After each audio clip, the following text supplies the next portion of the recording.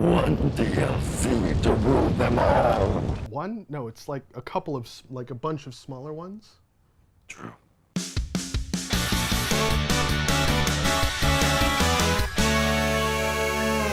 Hey everyone, welcome to GameGorgon. I'm Indigo. I'm Krug. And we're going to be talking about the Shadow of War DLC microtransaction controversy crap. There's two things in there. We're going to talk about two separate things. Yeah. The first, which I find the most interesting, is the microtransactions in a solo player game. Yeah, we had a huge conversation about what this means kind of for the gaming industry and what this means for the game and where is this going to go? What's the future going to look like for single player game monetization? And the key question is, why? Yeah, why?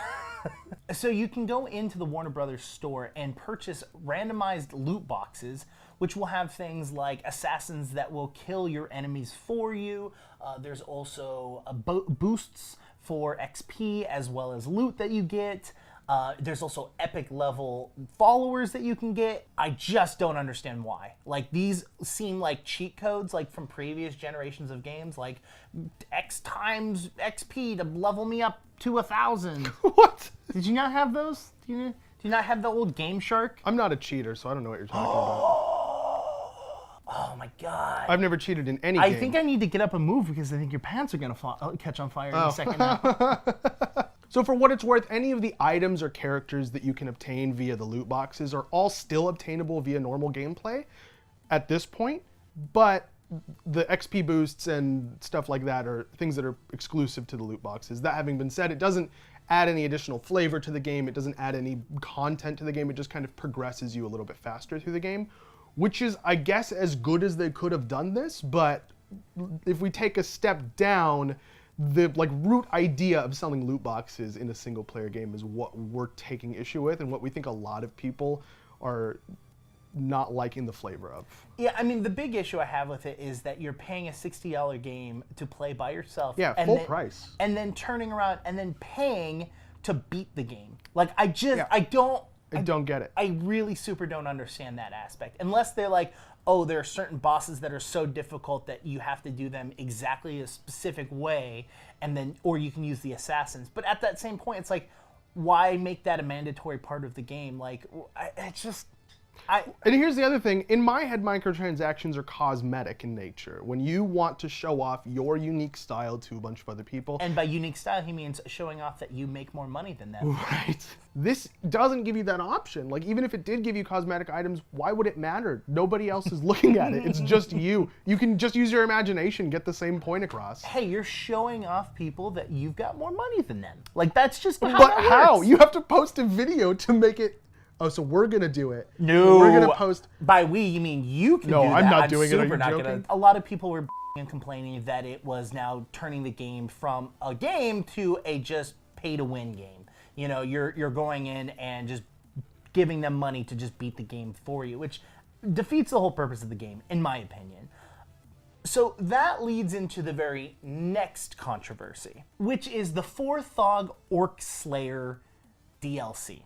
So a member of the Monolith team, which was creating Shadow of War, actually passed away during the creation of the game. Yeah. And so the team kind of wanted to create a way to support him and his family after his death. And so they came up with this DLC that was coming out for $4.99. And the proceeds, or $3.50 of every $4.99, was going to go to this family to help support them. But in very fine print, it actually said, in some states of the US. That kind of made the community really angry. It made people think that Monolith was taking advantage of this tragedy. Yeah, a tragedy, and using it to make a profit. It turns out that wasn't Monolith's actual intention. The only reason that they didn't mention that they were going to donate funds that were acquired from outside the US is just to avoid some legal conflict for those regions' local laws. And so they did it as a loophole, basically. The problem with that is that because of the controversy coming from all of their microtransactions Yes. from the game has just made it just seem like they're greedier than Right. they were originally intended to be. I feel like if the microtransactions in the single player campaign hadn't been a thing, like nobody had known about that or they weren't doing it in the first place, it would have been a lot easier for most people to believe. Oh, for sure. This was specifically done for this reason. We didn't mean for it to be. But people already felt like this game was a cash grab going into this, and then this happens, the tragedy and the DLC for the, it's just a perfect storm of PR poor situation. So what they ended up doing is they ended up taking the DLC and giving it out for free to everyone. And anyone that had already paid for it, they're giving them a refund. Which is good. And then what they're doing is they're actually just going to get a pool of money and give that as a donation to the family. Right. Instead of making the players be the ones that donate to them. Yeah. But it was just one thing after another, and it snowballed hard. And the game looks really good, and it does. I'm definitely going to play it. And I'm hoping that this doesn't stop this franchise, because a lot of things like this has happened in the past where controversy about a game, people end up boycotting the game, and then it stops the franchise from continuing.